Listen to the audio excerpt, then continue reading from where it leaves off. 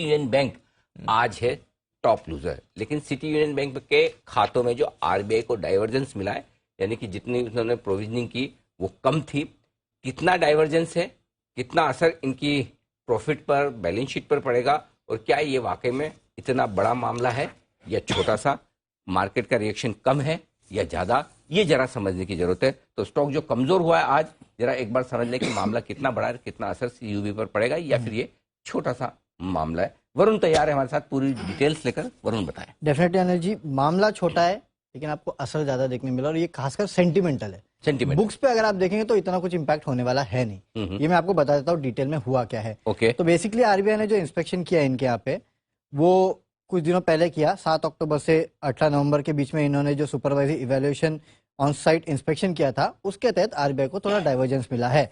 तो डाइवर्जेंस किसका है? FY22 का है और एनपीएस को लेके है।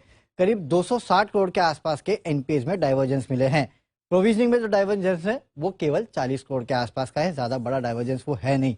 और दरअसल इसका इम्पैक्ट जो है, नो डाउट कंपनी के थोड़े बहुत एनपीएस में होगा और थोड़े बहुत कंपनी के फाइनेंशियल्स पे होगा। अब आप सोच रहे हैं कि 260 करोड़ के आसपास का डाइवर्जेंस है तो उतना इम्पैक्ट फाइनेंशियल पे होगा, नहीं, उतना इम्पैक्ट नहीं होने वाला है। क्यों? क्योंकि इस कंपनी के जो कुल डाइवर्जेंस मिले हैं उसमें से जो 230 करोड़ के आसपास के डाइवर्जेंस थे वो 13 अकाउंट से थे, और बाकी जो 1 करोड़ के नीचे के डाइवर्जेंस थे वो करीब 29 करोड़ के आसपास के थे, जिसमें से कंपनी ने ऑलरेडी, अब ये क्योंकि मार्च FY22 तक का था, वहां तक का आरबीआई ने इंस्पेक्शन किया, लेकिन फर्स्ट हाफ FY23 में कंपनी ने ऑलरेडी इसमें से 61 करोड़ जो है उसको एनपीए घोषित कर चुकी है।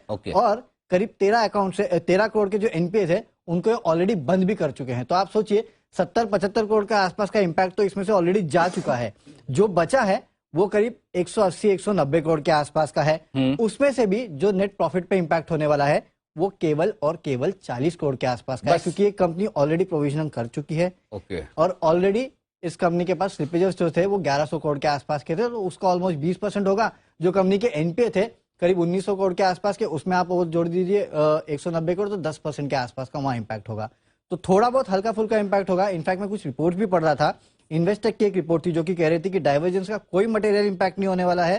कंपनी के पास इनफ हेडरूम है, यानी कि अच्छी खासी प्रोविजनिंग है, जिसके चलते कंपनी अपने एस्टिमेट्स को बीट कर पाएगी। और वैसे भी ये इवेंट जो है एक बैकवर्ड इवेंट है, आने वाले समय का नहीं। और डाइवर्जेंस देखिए, हम ये शब्द सुन के दरअसल डर जाते हैं कि डाइवर्जेंस है। जो आरबीआई है वो हमेशा इस तरह के इंस्पेक्शन करती रहती है। डाइवर्जेंस अक्सर मिलते हैं। अनिल जी, एक मैं आपको केस बताऊं, 2019 में दिसंबर में बैंक ऑफ बड़ौदा का डाइवर्जेंस निकला था। वो कितना था? 5000 करोड़। 5000 करोड़। उससे तब बैंक ऑफ बड़ौदा 100 रुपए पे ट्रेड करता था, आज 180 पे। आप सोचिए, तो 180 करोड़ है, बहुत ही छोटा अमाउंट, बहुत छोटा अमाउंट है। नेग्लिजिबल इंपैक्ट है, सेंटिमेंटल इंपैक्ट ज्यादा है, बुक्स पे उतना बड़ा इंपैक्ट। लोगों ने सोचा नहीं होगा कि ये आ भी सकता है, इस तरह से आ गया, इसलिए इसके लिए। और वो आरबीआई ने कुछ कर दिया उस चक्कर में। काफी समय से एक्चुअली ये एनपीए डाइवर्जेंस नहीं आ रहे। एक बार जो आरबीआई का क्रैकडाउन हुआ था उसके बाद से बंद हो गए थे। यस बैंक से शुरू हुआ था, उसके बाद सब लोग टाइट हो गए, एकदम टाइट हो गए थे। और उसके बाद सब, तो ये भी है तो पुराना ही मामला है। हाँ, पुराना। ये 2022 का है, 2022 की, 2022 की, मतलब FY22 का, मार्च 22 का है। हाँ, तो बीच में कुछ नियम भी चेंज किए थे आरबीआई ने डाइवर्जेंस के। तो आई मीन उतना बड़ा मामला नहीं है, इम्पैक्ट मिनिमल है। हाँ, नो डाउट आपको एनपीएस में शायद आने वाले क्वार्टर में थोड़ा बहुत इम्पैक्ट देखने मिलेगा, क्योंकि यहाँ करना पड़ेगा। 40-50 करोड़ से प्रॉफिट, 40 करोड़, 760 करोड़ में 40 करोड़ गया, 720 करोड़ बचा, फिर भी ठीक है। तो चलिए।